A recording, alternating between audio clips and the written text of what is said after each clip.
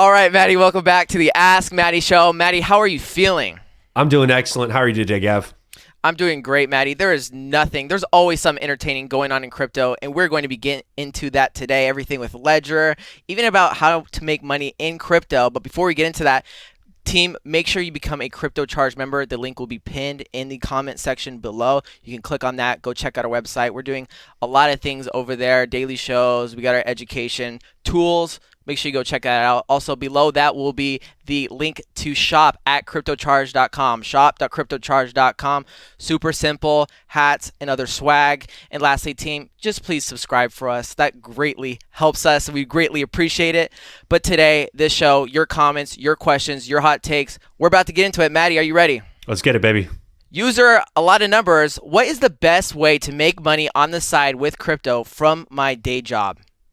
So, good question. I'm sure most of you guys, if you're in crypto, have some sort of long-term plan with a handful of assets you like, and I'm sure you're involved in a few communities and a few projects that you're mostly passionate about, and you're looking to hold those long-term. You understand that we're in a bear market right now. You're looking to maybe take profits on those anywhere between a 5, 10, 50x, whatever that plan is maybe, and that's going to be obviously the number one way you're going to focus on making money long-term.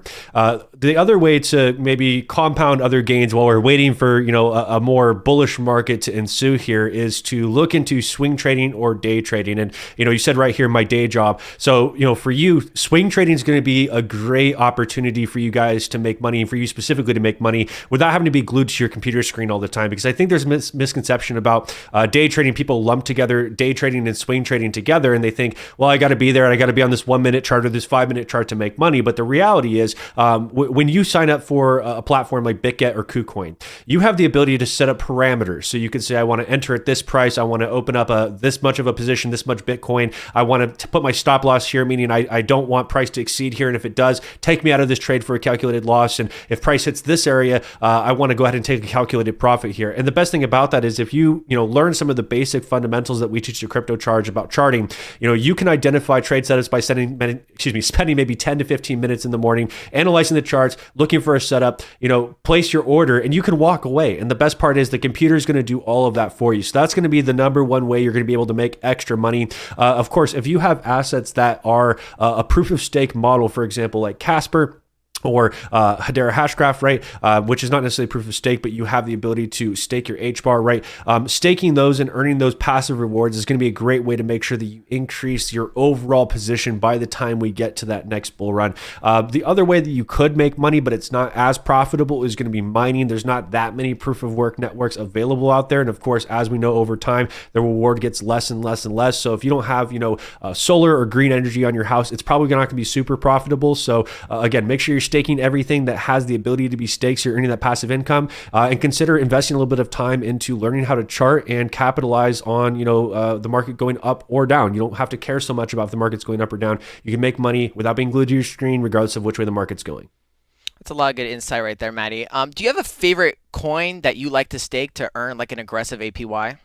Right now, obviously, Casper is my biggest earner. I would say maybe APA3 is actually a little bit ahead of that right now. The only thing about APA3 staking is that those rewards get locked up for a year. So you're really kind of committed to that. Now, of course, you can withdraw your initial deposit within 7 days, but that longer term reward is about a year out. So get those staked sooner than later. But Casper and API3 are going to be my two biggest, ranging between 10 and 20%. And Maddie, it feels like a pipe dream at this point, because back in the day, or at least when I was getting to crypto, Maddie introduced me to Nexo, which was a platform you could just deposit your assets and you get interest on that. Maddie, do you think we'll see like something like that in the future, something that aggressive, or maybe something like that, something in the same vein as Nexo for U.S. clients? Yeah, I think that we'll get an opportunity for lending products again here in the U.S. I don't think it's coming in the next year or anything like that. I think that we've got a rocky, road ahead of us when it comes to regulatory clarity, and that is what it is when it comes to new tech like this. And there's a lot of money to be made in it. And we know that crypto is essentially taking the existing legacy system from everything from securities and stocks to real estate, and we're tokenizing it. We're slowly putting all these things on the blockchain. So you have a lot of legacy partners that want to make sure while this is happening that they have control over how this process unfolds ahead of us. So when it comes to yields, I think Celsius and Voyager were kind of the canaries in the coal mine on this, right? Exactly. On kind of what bad lending practices look like. And when you saw those aggressive APYs, right, and you see 10%, 12%, 15%, and it's not a proof of stake model, you have to ask yourself, how are they paying these yields, right? So if they're paying you 10, 12, 15%, that means they have to lend it out to somebody else at 18, 20, 22%, right? And now you've got somebody else who's borrowing your Polkadot, borrowing your Bitcoin at 22%. What are they doing with that? They're probably leveraging that Bitcoin, trading that Bitcoin at 3x, 5x, 10x, right? There's the big possibility of that being lost, right? So with Nexo was kind of like the last standing lender. Now, I guess Coinbase technically still counts. They shut down their lending program because they didn't want to get sued by the SEC, or they were already, got that Wells notice, and they were just kind of closing down any additional abilities for them to, say, hey, you're still doing this lending product, right? I think that, when we do see lending return here to the US, it's going to be much smaller percentages. We're going to see probably 0.1% to a few percent, right, on your yield. And it's going to be a lot more regulated. They're going to, want to see attestation reports from these lenders way more often to show that collateral is really there, collateral requirements for how much needs to be held. So it's going to suck that we're not going to see the same yields, but also consumers can feel more confident that they're lending with somebody that's going to, genuinely give them their money back when it's time to make due on that loan. I know we're still on the first question here, but I just have to ask, Maddie, I see a lot of people wanting to learn money about in crypto, and you gave a lot of good tips there and, how to make money, especially with what we offer at Crypto Charged. But what about mining? Because I know you just briefly talked about it, but a lot of people want to get into mining. Is for the average Joe here, is that advantageous? Advantageous. Advantageous. Jeez. No worries. Is that really likely for me to go after that? And am I going to be profitable if I do take that route? So short term in bear markets, you're most likely not going to be profitable. So you really need to look at everything as a longer term investment if you decide to go the mining route. So first and foremost, if you don't understand what an ASIC miner is, it's basically a machine that does one very specific task. An average high quality ant miner right now is going to run you about $2,500. Which is not horrible. But you also have to remember the cost of electricity. You need to run this thing 24 hours a day, 7 days a week, right? So, they're expensive, they're loud, and they take a lot of energy. So have a space for it. You got to make sure that area also stays cool, right? Because this equipment gets very, very hot. So you can't stuff it in your basement next to all these other boxes you have. You have to make sure it's able to breathe. You have to make sure there's ventilation in the area that you keep this miner, even if you have one single miner. And you have to remember that, you're going to be not so profitable based on the energy cost to what you're actually receiving reward wise. So if your long-term plan is, hey, I'm not going to sell any of this Bitcoin if you decide you're going to mine Bitcoin until we get to this next bull run, I sell it at, 60, 80, 100K per coin. Great. Then that temporary loss is going to be offset in the future. But just go into it with the expectation of, I'm going to have to put a lot of upfront cost into this now, and I'm not going to reap this reward for 18 to 24 months. Great insight there, Matty. I love all that. Sleepless 1978 still using Ledger? Man, this is, we could honestly go for a half hour exactly on this in this whole topic, but we're not going to. What's happening with Ledger right now is understandable from all parties. So the whole point of a cold storage device is that you don't have to trust a centralized entity with your coins, right? And even prior to all these exchanges collapsing, I have one of the OG Ledgers. It's over 6 years old now, still works perfectly as intended. So I can just say, the quality of hardware wise, Ledger has continued to make good products. So say what you will about what's going on right now. They make good products because I've been using their products for a very long time now. The whole point of a cold storage device is that your private keys stay offline, right? They're never connected to the internet. So you don't have that vulnerability point. If you use something like a hot exchange, like Coinbase, like Binance, what are they doing with your coins? Well, they're still using cold storage devices and they're partitioning them into different accounts. And that's why when we send things like XLM or XRP, we got to use memos, right? So it knows to partition it into a particular account. So they're still using similar devices. You just still have to trust that the hot exchange management is not going to be a bad actor, like we saw with FTX, right? So even though your coins are supposed to stay in custody accounts, they're not necessarily going to be there. What's going on with Ledger right now is they announced, and they just redacted this, that they're going to be doing a recovery program. So up to this point, if you had a ledger, and this is still the case right now, is when you set up your ledger, you get 24 words, right? You got to write those down. You got to keep them in a safe place. You're not supposed to keep them on your computer. You're not supposed to keep them on a screenshot on your phone. Hello, how many celebrities have you guys seen that get their iCloud hacked, right? Like, I don't care how safe you guys think you are. If somebody wants to get into your iCloud and they have the experience, they're going to do it. So like, basically consider everything in your phone to be, at risk, right? So you write down all these words, right? You're supposed to keep them offline. As long as those words stay offline, there should have been no way for your private keys to leave the enclave, which is the mechanism that keeps your private keys safe within the device. With the new recovery program, they essentially were allowing you to, if you opt in, and I'm going to explain how you have to opt in, to create essentially a copy of your keys, and they're sharded into three parts. So basically, like if you have a computer, which I'm sure 99% of you guys have a computer, you have all these different partitions within your computer, and they have stored different pieces of data. You can create additional partitions to hold different pieces of data. So for example, when you boot up your computer, it doesn't have to access your entire system to boot up. It accesses one particular partition to say, hey, this is the boot sequence, turn on, and then we'll go ahead and start accessing other partitions to find the other pieces of data we need. So it basically breaks it into three parts and encrypts it, and it posts it on a cloud-based server. So if you're somebody who doesn't trust yourself to keep your seed phrases safe, which I really don't think you should be using Ledger in the first place, if you don't trust yourself to use these seed phrases, you should be using an OTC broker like Caleb and Brown to keep your money safe for you. It's kind of like the middle ground between a hot and cold exchange, or cold storage and a hot exchange. If you opt in for this, you are putting yourself at risk. And there's a few reasons why. So to opt in, what you need to do is you need to, first of all, give them your ID, your passport or your ID. So you need to KYC essentially, right? Know your customer. You also need to pay $10 a month for them to continue to provide security, host your phrases in the cloud, all these different things.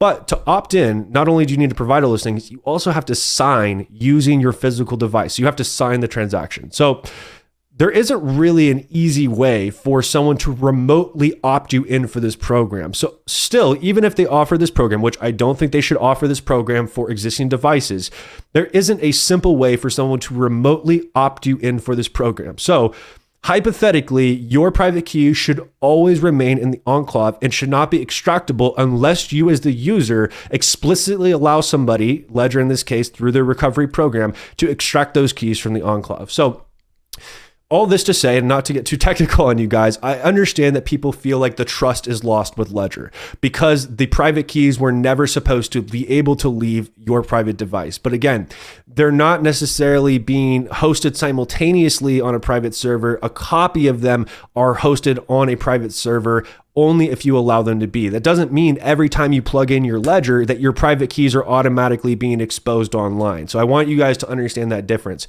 Ledger did say today, as of today, May 23, that they will be, basically rolling back on that recovery program until they iron out the details. Ideally, what they should be doing is issuing a separate product called Ledger Recovery that explicitly is for users that want this recovery service. So when they set up their device, they can't set it up without it doing the recovery program, because all of us who bought our devices bought them with the intention of keeping them offline, cold storage, no KYC. We like our privacy, right? So I know that was a bit long-winded, but I think that people are blowing this out of proportion, and I'm going to continue to use my Ledger. Oh, that was the question I was going to ask, Maddie. Well, I'm glad you're going to continue to use your Ledger because I like my Ledger as well. I think David Schwartz we were just talking about this before the show. I think David Schwartz had the greatest take on this. There's some people that won't be named that went gave the corporate standoff from Ledger products. Oh, I'm no longer promoting Ledger products. And then there was a guy like David Schwartz who basically gave an understanding approach and some solutions to these problems that people are seeing with Ledger. I told Maddie this because this is what I do. And Maddie, I don't know. I know you take the risk of splitting up your 24. Do you want this on the internet? Your 24 seed, your 24 seed in different spots. So on one piece of paper you have 12 words, the other paper you have 12 words. I just basically go offline. So I got my offline crypto. My public keys are in my Trezor, but then I have offline data storage. This is where my passwords for hot exchanges, anything for my crypto is on here, and this is completely offline. This goes in a safe, and nobody can get access to that. Maddie, do you think that is a good approach for people? Because I know some people are like, should I get a whole laptop to dedicate my crypto to? What kind of approach would you suggest? Yeah, I think that's a perfectly reasonable approach. It's also a cost-effective approach. Buying an SSD like you have there and keeping that offline and only connecting it back when you need to access that data is a much simpler way to go about it. It's basically the same as keeping it on paper, right? And of course, you just want to make sure that that device is somewhere safe, right? Somewhere people can't easily access it. But again, the whole point of using cold storage is to add additional layers of security and privacy and less points of vulnerability. So if you're doing things like this, keeping your C phrases separate, keeping them offline, you're giving less points of remote vulnerability. So again, just continue to do those things. There's no such thing as 100% security, 100% privacy. All we can do is put as many probabilities and odds in our favor to keep our assets as safe as possible. And guys, if you have any more questions regarding this, because we're going to still see the rollout of like how Ledger responds to this, because we're just seeing it today. Leave your questions and anything you have to say in the comment section, and we'll get into that next show, as this is a hefty topic to get into. We have more questions here. Albert Rodriguez, this is a long one. I'll read it quick. So I guess you don't have any money in the bank, talking to Maddie because he has his crypto and cold storage, all in your home. Okay, just wondering. Imagine you have your cold wallet buried in the middle of the desert. As long as you have your 12 words, you would be able to access it. So are they really in a cold wallet, or being in a blockchain and you're being able to access, even if being off means that the concept of cold storage and hot is the same? I know that was a lot into, and you kind of like lost me at the end there. Maddie, any general thoughts about this? I guess this is like basically where your crypto is stored, or where people get confused about where your crypto is actually stored, or what is on your cold storage device. Right. So I think that you kind of captured the essence of his question, even though it was kind of a bit muddied there. Yeah.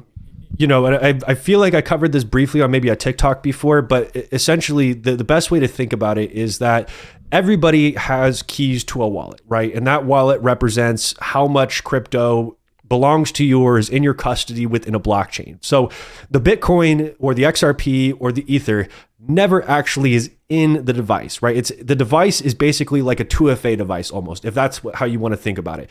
It's just the ability to sign transactions in an extra layer of security between, just your portal, your Ledger Live portal, which is just the ability to view what assets you have, and then your actual keys that represent how much crypto belongs to you, right? And when you guys are using Ledger Live, think about this: you have to set up an account for every asset you have in there. Now, of course, with Ethereum, any ERC20 tokens get nestled under there in like sub accounts, but either which way, you got to set up an account each and every time. So there's technically keys for each account, right? So those private keys just represent access to all those accounts.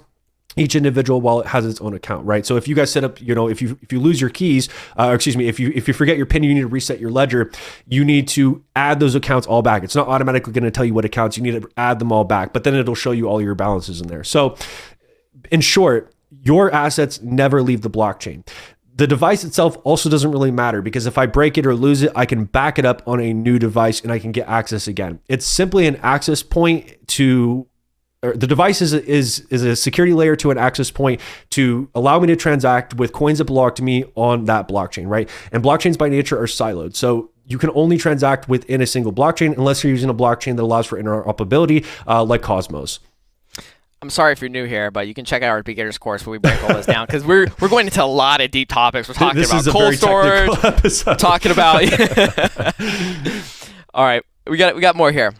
Tough name here. I will never sell my XRP. Maddie, we see a lot of people like this. I will never sell this asset for whatever reasons, whether they think they're selling too low or whether they think the asset is so valuable. What is your response to people not selling their assets? So, everybody's got a different mindset when they come into investing, or when it comes to crypto, or really the stock market, even in that, right? Some people just accumulate their favorite stocks. My granddaddy bought Microsoft and Coca-Cola, and I love these products and I continue to use these products, so I'm just going to keep accumulating these stocks, and then by the time I retire, hopefully I can maybe retire off the dividends, or I keep splitting and I keep accumulating more over time, or whatever. You can utilize these assets in different ways, or by the time I go to retire, I'm going to sell them, and that's the way I'm going to get out of this.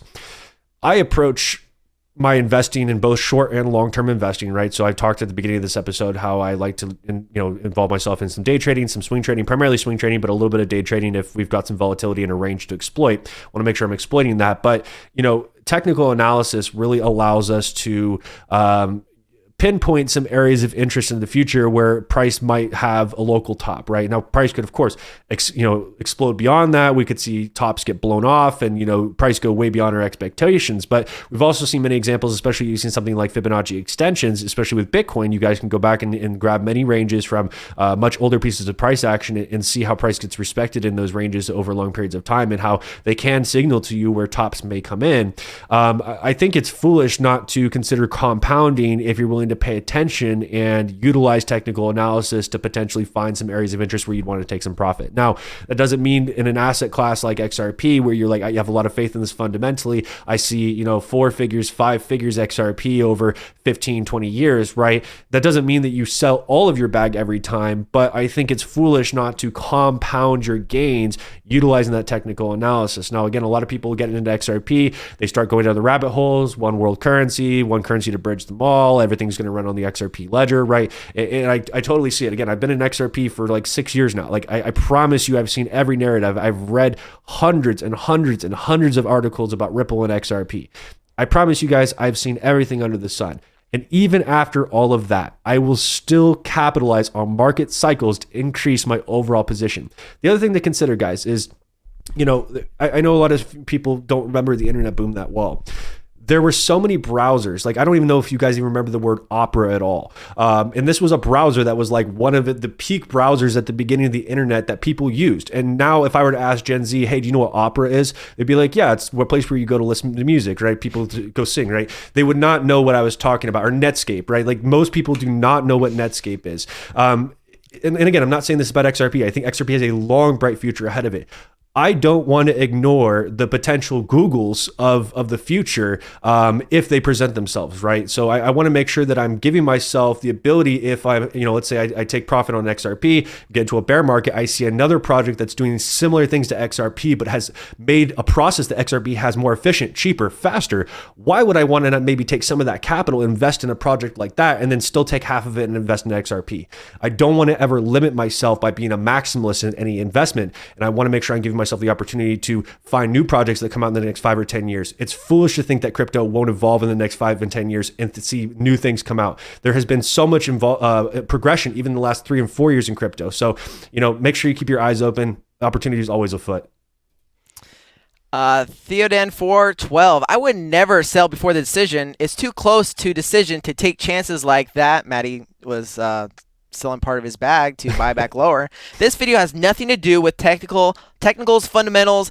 It does have to do with common sense or lack thereof. FUD, YouTube views. I don't know. He just kind of goes in at us here. I'm not reading all of it. Sure. I take offense to this, to be honest. But Maddie, what is your general thoughts to this? Because obviously, you sold, part of your XRP bag to buy back in at a lower to spend. I don't know. Just break it down for them. I'm pissed about this comment here. Sure. Bullshitters, Maddie. We're bullshitters. Yeah. So, first of all, YouTube titles, and you guys should know this by now, right? Like you have to put keywords and certain things that people are searching into your YouTube titles in order for people to find the video. And there's plenty of people on our videos that have found a lot of value in our videos because of those search titles and that SEO, optimization. So it is what it is. Like I'm not going to apologize for, putting things in our titles that are maybe considered clickbaity.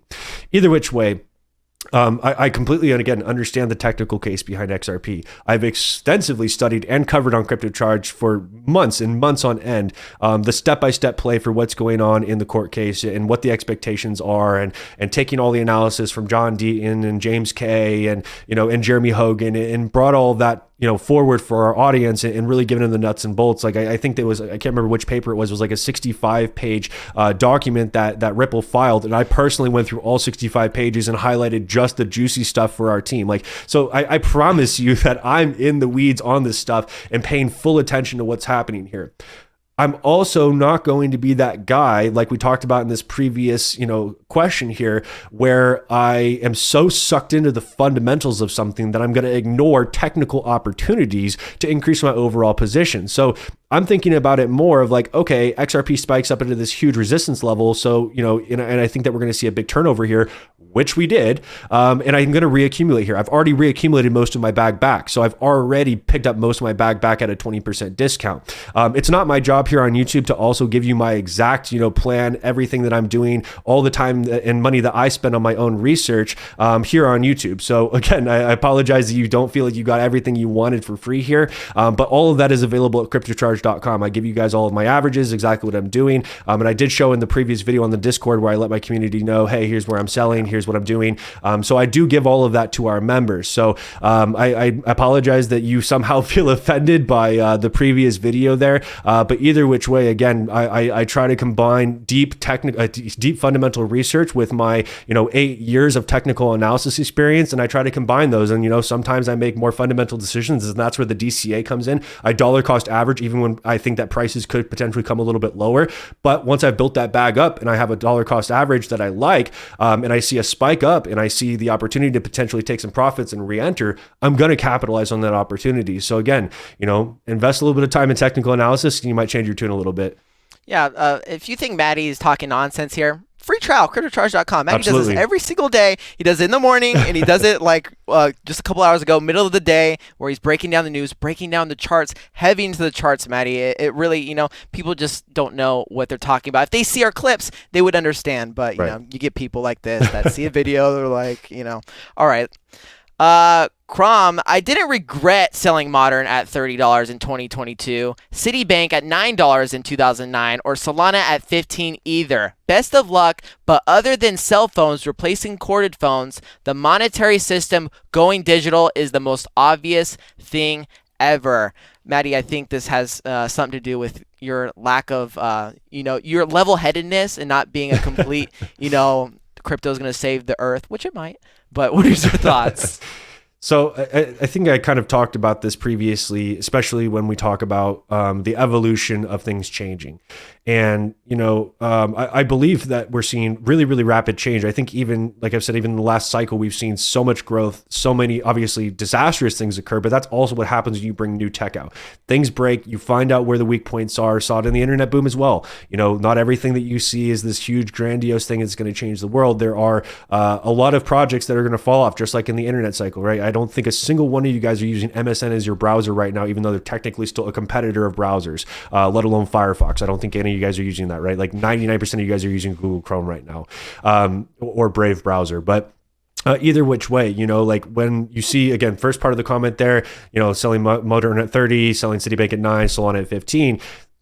Kevin Cage is even a big believer in this, and go ahead and go call him a liar on his videos as well if you like. When you see a huge move, a 2, 3, 4x on from your initial investment, it's not a bad idea to consider taking some profit on that. It doesn't matter where price is right there. You have no idea if price is going to continue. You can, of course, use your extensions. You could, of course, miss out on some of it, but taking out your initial investment after you see a 2, 3, 4x, it's probably a good idea. Also, when you look at impulsive candles, meaning candles that move in the impulsive direction of the trend, those like to be recovered anywhere between 50 and 70%. So again, a lot of this comes from people who don't understand the technical side of it, that don't do any technical trading. So of course, the only strategy is to buy and hold, and hopefully you get to sell it for a 100 or 150x. The majority of people do not buy the dead bottom and sell the dead top of an asset. So the goal should always be to scale in and scale out. And if you're able to see longer pieces of price history and you see areas where price was having difficult time breaking above, capitalize on that, take some profit and rebuy back in at a higher low. Are you always going to execute every single trade perfectly? No, but I would rather take some risk and make some money doing this, which I have progressively. Even over this last cycle, I've increased my bags exponentially, way more if I just continue to DCA and hold everything than to just sit here and wait it out. So again, to each their own. You guys can choose to just fundamentally invest and hold everything for 30 years. But it happens. It happens where things don't get to where you think they're going, and you wish you had taken some profit. Maddie, you have a very level head. I want to ask you, if there's one crypto opinion you have that you potentially hope you're wrong about, because we talked about things like the XRP buyback, or being able to stake your XRP with banks. What is the one crypto opinion you hope you're wrong about? Yeah, I mean, I would hope that XRP goes to 15K overnight and banks pay me 25% interest on that. I hope I'm horribly wrong about that, because that would be a dream come true. I wouldn't have to do this anymore. I wouldn't have to do any research anymore. I would be chilling in my mansion, and like it'd be great. But I'm a logical person, and I got to stick to my guns and follow market cycles. And like I've said about the tech industry before, even look at the tech stock market, right? You have really, really big growth, but you also have big knockbacks with the rest of the market. No matter how amazing those products are, no matter how amazing Apple is, how amazing Disney is, they will follow the rest of the stock market. Disney can still have a terrible, terrible month in the stock market, even if revenue is doing well. Okay, so I just want you guys to consider those things. All right, Maddie, last question here. In a coin that we like talking about, I don't know how to say your name. Sorry, my guy. Zcash looks like potentially the most undervalued of all 2016, 2017 era altcoins right now. $30 per coin, easy 10x potential. 330 in the next bull cycle. Only 13.7 million coins circulating, and even by late 2024, only 15.5 million coins. Very small float means short squeeze if possible, if it goes viral. Maddie, what are your thoughts on Zcash? What is your response to our guy here? So I'm actually usually pulling people's head out of the clouds. And in this situation, I'm actually going to probably set you up for, I think that your target is ridiculously low. And again, I don't think that taking a 10X, if it's available, just like we talked about, not to say that you can't capitalize on some of these swings on the way up, build your bag up, right? Take some profit at 330. But let's go ahead and just take a look at my Zcash chart here. Go ahead and switch from XRP to Zcash. So first of all, what you're talking about right now, stupid good buying opportunity, right? These are multi-year lows. You guys can see back here in 2017, you got the low. You got this crazy scam wick here in 2019. In 2020, these were the lows that were set here, at least candle body wise. And you guys can see here from basically November to current, this has been multi-year support, right? So really anywhere in this purplish blue box here between $24 and $33, mega good value buy, right? Because even from the 2021 high to current, price is down 91%, right? Like you've mitigated most of the risk here. Of course, if we drop down here to this $15 mark, I'm throwing the kitchen sink at it. I'm going to go ahead and mortgage everything that I own to try to buy some more Zcash down here. But again, if we go ahead and just take everything off of this chart here and go ahead and just eliminate these moving averages so we have a little bit more clarity. This Zcash chart is from Bitfinex. So first and foremost, we do have this illiquidity wick up here from 2016 around $2,600. And not to say that we should have this expectation that price goes immediately to fill the illiquidity wick, but we do have many examples of price of assets like Polkadot, for example, creating these illiquidity wicks, crashing, setting multiple new lows, and then going to fill those wicks at a later date. So this is a target, in my opinion, a long-term target around $2,600. Do we get there at the exact top of this next bull run? I can't promise that. But if we look at where the candles filled most recently, at least in 2018, right, where we have actual candle closes, right, we have like viable price action in here. We have a local high in 2018 of $748 per coin, right? So if we were to even say here to the previous all-time high, that is a nice 24x, right? So a lot more than what you're looking for there, right? So around $300 would be just above that previous local high from 2021. But if we're going to go ahead and say what we do with all other coins, right, what we would have done with Bitcoin, what we've done with the Dow Jones, what we're doing with XRP, and XRP has respected this type of Fibonacci range. If we go from this swing high, not even this crazy astronomical swing high up here, this swing high from 2018 at $780, we go to this swing low, around this wick around here, $15. It shows us that a retracement, meaning that we're not even making a new all-time high yet. That price should reach anywhere between $488 and $550 per coin, right? So from current market price, we're looking at upward here towards a 14x to a 15x, right? Now, when we look beyond that to the extensions, and price oftentimes within a cycle, if it does really well and we see everything go as positively as it possibly can be in this next cycle, a 4.236 is generally a full extension. And you guys can go watch some of Blockchain Backer's videos on this. He has talked about these blue in the face, one of the best Fibonacci guys out there. If you guys were to look for a full extension, that puts us at a 100x here on Zcash. Now, one of the first places I'm going to be dumping most of my bag here is probably up towards the 1.618. That's going to be around $12.50 per coin. That's a 38x. So I'm not going to be a fool. I'm not going to say I'm not selling anything up here unless we get up to $3,200. I will be gladly dumping 30 to 40% of my bag if we get a $12.50 price point up here. But again, as we get up into some of these levels, I'm going to take advantage of this, buy and sell between these levels to increase my bag as we get up here, and then finally let go of my bag at some of these targets. So this is just one really good example. You guys can even see here within this range here how we had previous levels respected, like this 382 over here was huge resistance. So there are lots and lots of examples of this working over time. You guys can look at examples of this on the Dow Jones, Bitcoin, XRP. And again, check out Blockchain Backer's older videos. He goes through probably 35 plus examples of this working. And this is how I really trade. And I trade this on 5-minute charts, 15-minute charts, hourly charts. This is not just something that works for multi-cycle highs and lows. So, I think the future for Zcash is very bright. I think the demand for privacy is going to increase as we see CBDCs come online, as we see more demand from exchanges for KYC to feel like they're compliant with SEC and CFTC. So, I think that Zcash and Monero and other privacy coins have huge potential over the next several years. Maddie, thanks for that breakdown right there. And I know a lot of people are going to have their own opinions about it. I think I joked about it last show, like, oh, everyone's going to always criticize you for whatever you say. But at the end of the day, Maddie, you have a plan. And guess what? Most people don't. They're just hoping, they're just hoping to hold it for 5 to 10 years and hoping for that opportunity to like, oh, it's time to sell. Let's go sell, But I really like how you have a good approach with this. Any tips for that, to how to be ready, what to do with your crypto when those times comes? Yeah, so first of all, if you guys are trading it at all, I have a journal I write in every day. Even if it's a no trade day for me, I just put, no trade, whatever, market conditions were this, didn't trade. If I had a bad trading day, I write down what my bad trading day was. If I had a good trading day, write it all down. It's good to document your emotions. You guys should also be doing this with your long-term investing. I bought this today. I sold this today. I plan to sell here. I plan to buy here, because here's the thing. When we get into the euphoria of a bull market, everyone's not holding hands, singing Kumbaya and selling the top of the market together, right? Everyone's going to tell you it's going a little bit higher. It's going here now. Everyone's expectations of where the bull market goes continuously moves higher as the market moves up, even though you should already have the plan. And same thing is true of the bottom, right? Nobody's singing Kumbaya, holding hands and buying the bottom together. We're all telling each other it's going lower, it's going lower, it's going lower. So you have to wash that noise out. You have to look at the charts. You have to make a plan and stick to that plan. Do not deviate from it, and you will be happy.